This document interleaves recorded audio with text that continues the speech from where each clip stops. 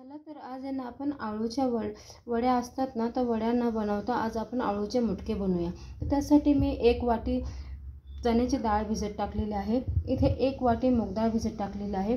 इथे ना थोडीशी चिंच आणि गूळ एकत्र भिजत टाकलेला आहे। तर हे छानपैकी 1-1.5 तास आहे ना आपण भिजवून देणार आहोत। इथे पाहू शकता तुम्ही, इथे मी आता हे आळूचे पानं आहेत ना, हे छानपैकी ना कटिंग करून घेणार आहे।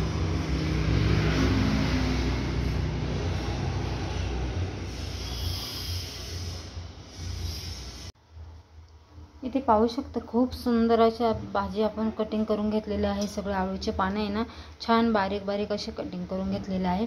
इथे डाळ आणि मुगाची डाळ आणि हरभऱ्याची डाळ दोन्ही पण छानपैकी भिजलेले आहे। तर त्याचं आपण वाटण करून घेऊया।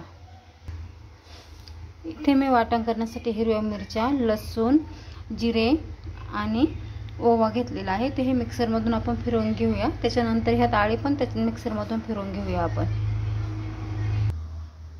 हे पहा, इथे ना मी मिरचीचं वाटण करून घेतलेले आहे आणि इथे जे डाळी भिजत टाकल्या होत्या ना त्याचे ते आपण आहे ना मिक्सरमधून काढून घेतलेलं आहे। पाण्याचा अजिबात वापर केलेला नाही आहे।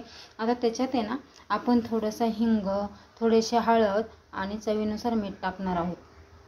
हे पहा, इथे थोडंसं हिंग, थोडेसे हळद आणि इथे चवीनुसार मीठ घेतलेलं आहे। तर हे एकत्र सगळं काढून घ्यायचं आहे। पण त्याच्यापूर्वी ना इथे मी हे ना आळूचे पानं आहे ना कटिंग केलेले ते स्वच्छ धुवून घेतलेलं आहे। आता ते आपण याच्यात ॲड करणार आहोत।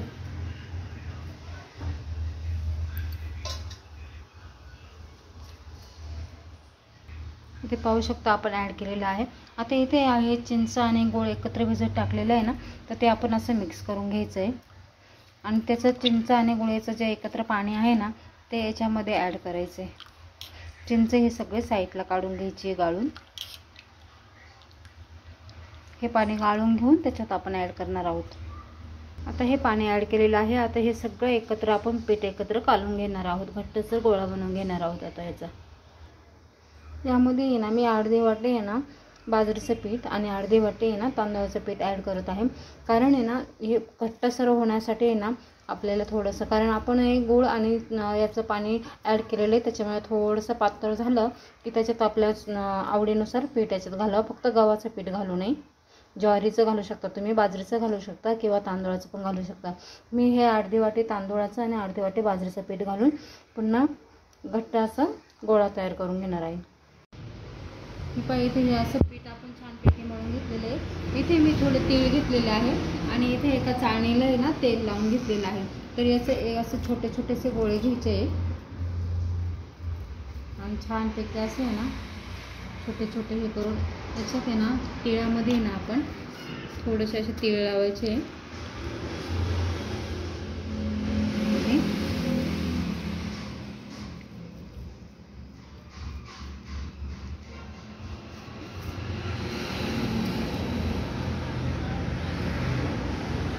छानपैकी या पद्धतीने सर्व आपण बनवून घेऊया। इतके सुंदर खमंग असे हे मुटके लागतात ना, बस रे बस।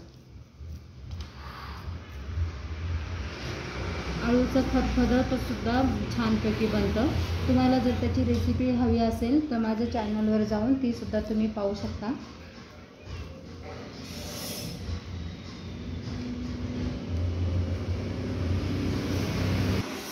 हे बघा, इथे या पद्धतीने आपण बनवून घेतलेलं आहे। आता हे आहे ना आपण 15 ते 20 मिनिटं आहे ना वाफेवर आहे ना छानपैकी शिजवून घेऊया। हे पहा मैत्रिणींनो, इथे आपले 20 मिनिटं झालेले आहे। कमी आचेवर मी छानपैकी हे उकडून घेतलेले आहे। तुम्ही ह्या असेच तुम्ही खाऊ शकता किंवा कमी तेलात तव्यावर तेल कमीसं थोडंसं टाकून हे असेच फ्राय करून पण खाऊ शकता किंवा डीप तेलामध्ये पण तुम्ही तळू शकता। तर इथे मी आहे ना हे पण मैत्रिणींनी ते पाहू शकता तुम्ही, मी इथे अर्धे फ्राय केलेले आहे, पूर्ण तेलामध्ये तळलेले आणि काही असेच ठेवलेले आहे। कारण आहे ना याच्यात आहे ना मी छानपैकी काळा रस्सा करणार आहे। काळ्या रस्स्यामध्ये हे खायला दिलं ना खूप छान लागतं। तर जुन्या काळी आळूच्या वड्या आणि रस्सा करायचे ना त्याच पद्धतीने मी हे मुटके बनवले आणि रस्सा केला ना तर खूप छान लागतं। तर मैत्रिणींनो, ह्या पद्धतीने तुम्ही करून बघा। आवडल्यास लाईक करा, कमेंट करा आणि शेअर करायला विसरू नका।